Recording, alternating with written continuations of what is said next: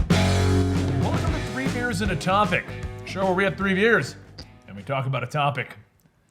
Which we usually don't know before we start. Today we're gonna do more of the Darwin Awards. We had a lot of fun with that last time. And Gary, our camera guy, found us 4 Loko. Watermelon. So I swear, if it's all shaken up. So now. send, all they do is tip it sideways. Check out for Loko. Hey, crazy. Here you go, So Dan. Dan's gonna pour us small amounts of this before we each have a couple of the regular beers. And the whiskeys. Yes, and the whiskeys. Unless you want to mix 4 Loko in your beer. What I like to do is I cut my 4 Loko with a little bit of Red Bull. That is incredibly watermelon I want smelling. to smell this all up. I've honest to God never had 4 Loko. Really? It's a little shocking considering how low class you used to be. What do you mean? Still am. That's true. That's fair. Like very, very watermelon. Very, very low class. It's even pink. Yeah, so we're gonna do more of the Darwin Awards today. But how's your guys' week been? Fantastic. That looks like Natalie's rosé. It does. Yeah. Or it looks like very weak Mio in water. Oh, yeah. What is it? You put it in like a champagne glass so you can pretend your glass is hell. As you drink watermelon for Loko. Yeah. But I'm take wearing this one. All right, a ready, guys? suit when I do it. Oh, I'm over here now. I keep getting confused. Cheers. To 4 Loko on a crazy afternoon. For Loko. Alcoholic Skittles. Tastes like I can tastes like see- that smeared off ice stuff. Honestly, I can see why people would drink too much of this. And kinda- why when it had more alcohol and more caffeine. Yeah. Does it still It have would be very caffeine? dangerous. I know they made a bunch of changes to It's it. got a shitty I think attribute. it does. It's got to. That was the whole point of 4 Loko, was it had that an was the energy point. drink and alcohol. In But the they same. made some changes to it to make it legal because it was illegal the way it I was. think it was they just reduced the content. I see no Let me caffeine see. marketing. I think it's just alcohol now. You know what I'm gonna do? Is I'm gonna find some Surge or Jolt Cola. I'm gonna cut that with a little bit of vodka, and then I'm gonna mix in half a can of Red Bull, and then I think they're I'm pulling gonna the drive caffeine. very rapidly to the hospital before my heart explodes. I think they actually did get rid of the Yeah, so it's just a caffeine in it. straight 12% alcohol. So I guess this is my drink for the day. 4 Loko. Go for it. I mean, luckily you're not the one. Let's get him a nice leaving. classy glass, though. So he You can doesn't- just put it in his Yeah, frosted Should I mug. drink this or should I drink the stout? What should I drink? Well, you're a fan of stouts. Right, that was my plan, was to So- drink the stout. You also haven't eaten anything apparently today, so I don't know if a 12% No. alcohol I had, can is I a had good breakfast idea. right before you got here. I got at like 10:30. That's Oh, why. okay. 14er Java stout. I'm trying to find the alcohol content on this. Mine's 10%. This is Same 8. here. I'll go with this. It's a point. Yeah. Well, All right. So I'm about to drink for what? I'm an idiot.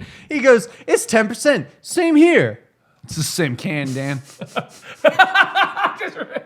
Gary, cut to me real fast. Leave this guy. All right. So I anyway, got a lot of fun with this camera. from thing. Eddie Line Now Brewery. that you're getting used to it. Yeah. From Eddie Line Brewery, I'm gonna drink the 14er Java Stout. I'm drinking the Epic J. Me Beers too. for any adventure. That's right. When I'm going hiking or rock climbing, I like to bring a nice 6-pack. Screw water for Yeah. hydration. I like to make the rock wall even more dangerous. This does not fit a pint. Just a heads up. The glass. Oh. Yeah, I think I'm good on the Jolly Rancher 12% alcohol. You ever had a Jolly Rancher that's been soaking a little vodka? Yes, actually, That'll that's a mess you very easy way to bring alcohol into sporting events. Not that we Actually, condone that sort of thing. But My, you know who does condone that sort of thing? The Darwin Oh Awards. wait, no, I want to say a quick thing because it's a story. My grandma used to do this because she was a nursing student, and apparently they used to inject like vodka into oranges before they would go to sporting events, and then just essentially eat alcoholic oranges. I like And that idea. Really want to actually try it It's a good idea. because That's the next episode. Gary, next week we need you to bring a syringe, vodka, and an orange. The best part, he will remember this and actually bring us I don't know where he's going to get a syringe. 3 alcohol-based fruits and a topic. Cheers, guys, as we go into our first Darwin Award. That time we drank 4 Lokos. And then went to the rock already on climbing them. wall. Ooh, that's a good one. All right, so I'm not the biggest IPA guy. you could have my coffee-flavored one. You got to get a spoon to drink it, though. IPA for Is me. yours freezing over nicely? So anyway, my thing with IPAs is it definitely is one of those beers that I'll drink if it's my only option, but It's not I your will go-to. never go to Yeah, it's on not an your go-to. IPA. I get that. Oh, good for you to lean away from the mic. I leaned away from the mic, but at you. I know you did. Snapchat Pratt, 2017 in Singapore. All right, yeah, that is what it says. Okay. Just want to Super gassy for Jesus. something. 3 beers and a burp, apparently. I like how he's trying to wash the burp down with more beer. Oh my God, this beer is making me gassy. Better wash that All down right, with some so more beer. in a new twist of Hold My Beer and Watch This, a teen handed Snapchat to a friend with a whoop of glee as he leapt over a footbridge railing. Hold on. For those who may be, weirdly enough, joining us for the first time, the Darwin Awards are awards given out by just people finding the stupidest deaths in the world. So essentially, Darwin coined the term survival of the fittest. That is true. And these are not the fittest. So the Darwin Awards are honoring the Charles. idea is that only the best would survive. Exactly. Right. This And is these ones didn't. very clearly the survival. Yeah, you yeah, have to yeah. be the fittest. Honoring Charles Darwin, the father of evolution, the Darwin Awards commemorate those who improve our gene pool by removing themselves from it in the most spectacular way possible. I like it. I Yeah, like that's it. a good way to put it. All right, so anyway, intending to land dramatically in the parapet below. Unknown to the teen or his filming friend, I went back by mistake. Or his filming friend, the seemingly solid shade was a flimsy gymnasium board, and he crashed right through, falling 4 floors to his death. I'm sorry. Say that a bit He again. jumped over a footbridge railing, assuming that the floor was beneath him, but because it was shaded, he didn't see that it was a gymnasium board, and he fell right through it. That's pretty damn funny.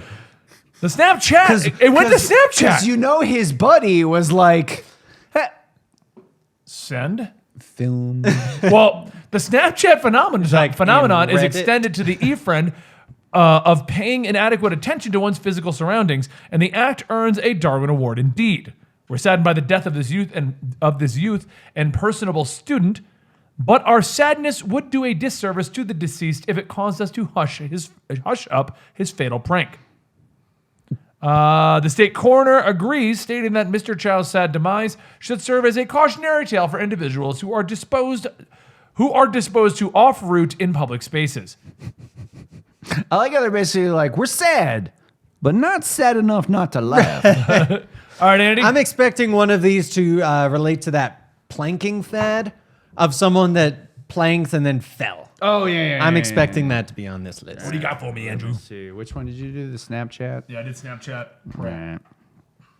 We already did steamy buns. Yep. What is Pistol of Justice. How does it jump down from 2017 to Yeah, I don't know how they 1993? And then this one says Death of Dracula. We're going to have to read that one at some point. Pistol of Justice feels like an Andy one. Pistol of Justice. That's what I call my fists. From 1192, is that what that was, David? That sounds like a Oh, no, show. 2017.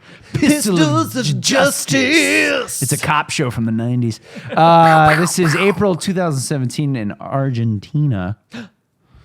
I don't know. I don't have a joke. Divine punishment, said the judge, deciding not to imprison a man who shot himself in the testicles while carrying an illegal weapon in his waistband. This is why you don't carry a weapon in your waistband. And if you do, put the safety on. No, even then, just get a holster. That's it. Or at least put it in the back. Sure, yeah. Maybe The just side. raise your buttocks. There's a very key spot that you should never put it The for man- this reason. The man lost his family jewels, his job as a security officer, and was faced with years in prison until the court ruled that he had been punished enough by a higher authority.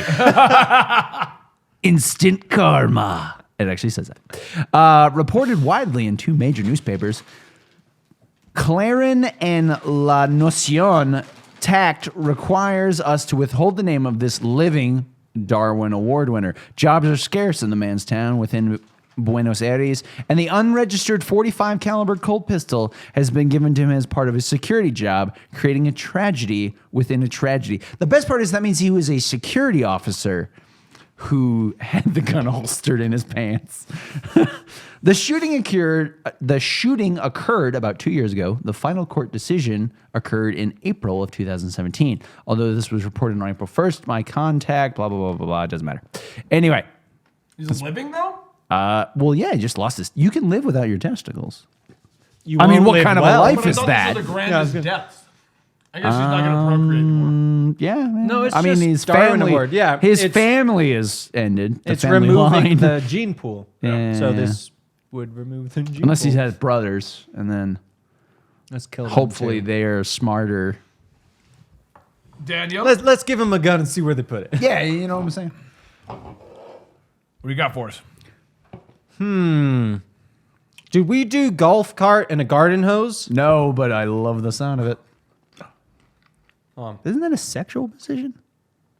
That would be a fun. We'll find out. Yeah. We'll find out how dangerous that sexual position is.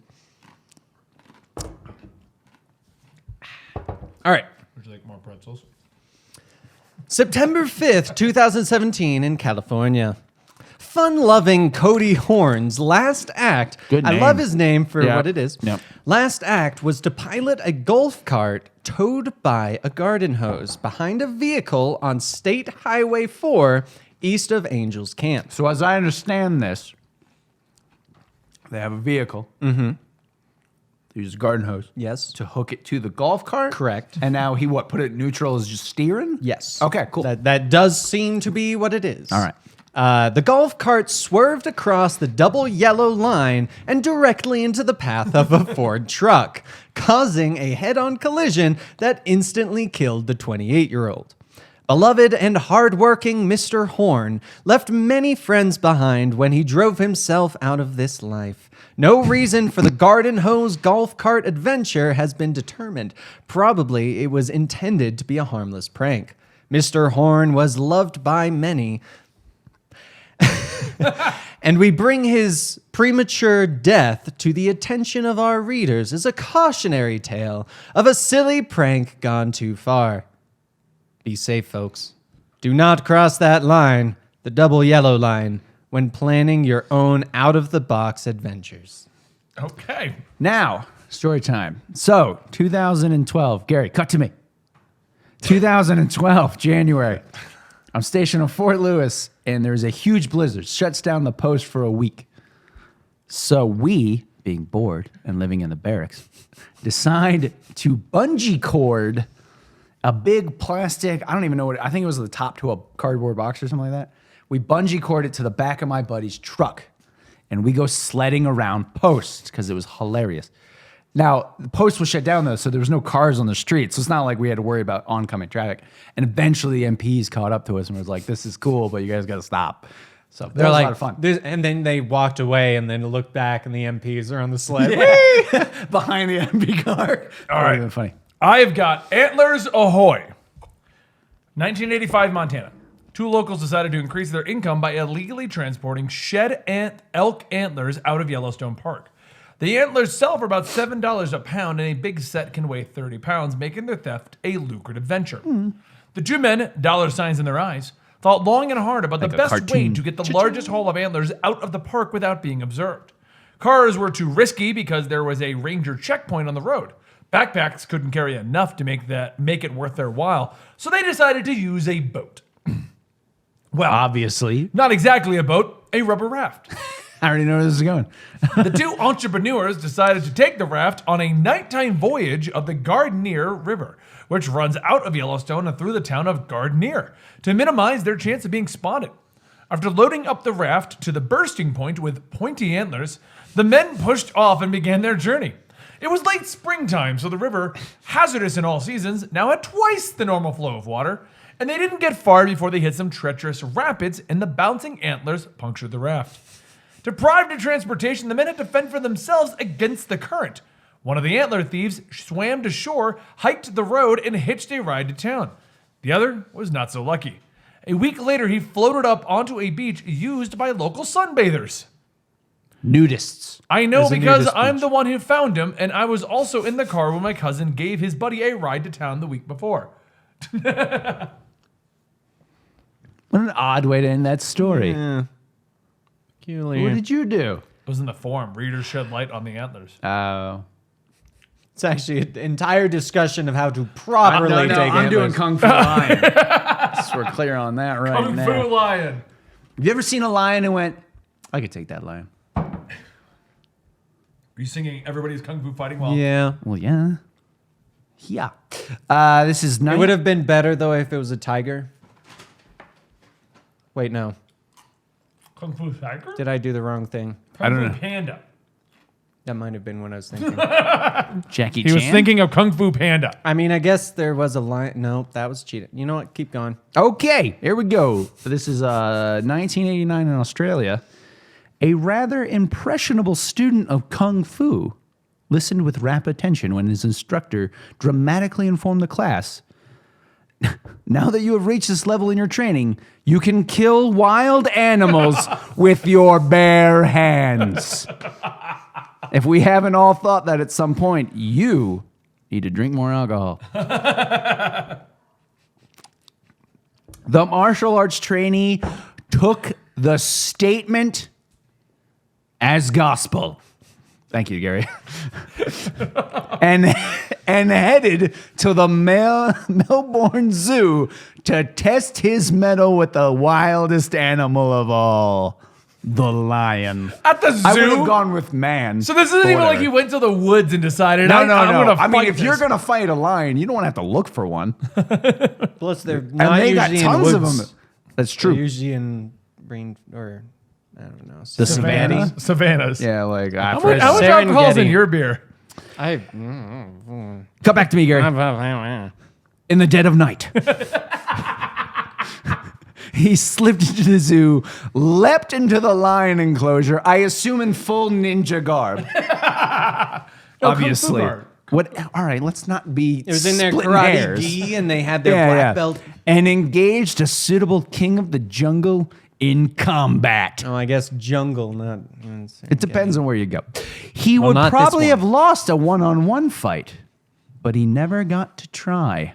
His naive fight plan didn't account for the enthusiasm of the lion's pride for a tender intruder, nor did it give sufficient weight to the possibility that his instructor didn't know what the hell he was talking about.